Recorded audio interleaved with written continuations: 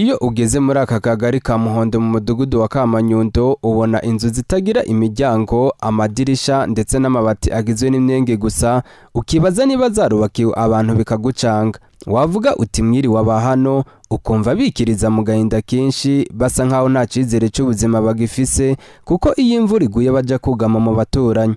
Mu kiganiro twagiranye n'abayatuyemwo bavuga ko bibaza impamvu badafashwa nk'abandi bakayibura.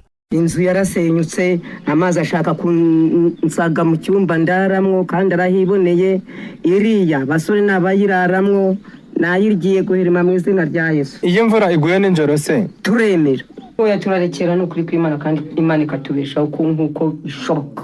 Abandi batwa bahandi bagurira imirima bagashyiramo mbega n'amatsinda bakikoranye bakajya bahinga, barangiza guhinga leta ikabazanira imbuto bagateramo, basarura bagasarura bagahunika.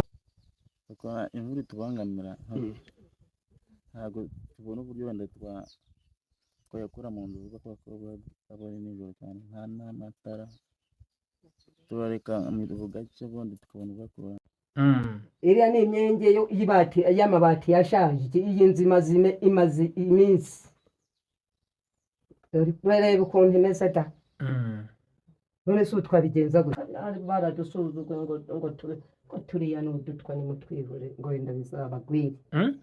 Ngo turiya n'udutwa ngo nimutwihore ngo wenda bizabagwira. Nyuma yo kumva agahinda aba baturage bafise, twihutiye kubaza umuyobozi wungirije w'akarere ushinzwe iterambere ry'ubukungu mu karere ka Gicumbi Uwera Parfait ngo twumve icyo bateganya gukora kuri iki kibazo. Avuga ko kizwi kandi bari hafi kugikemura.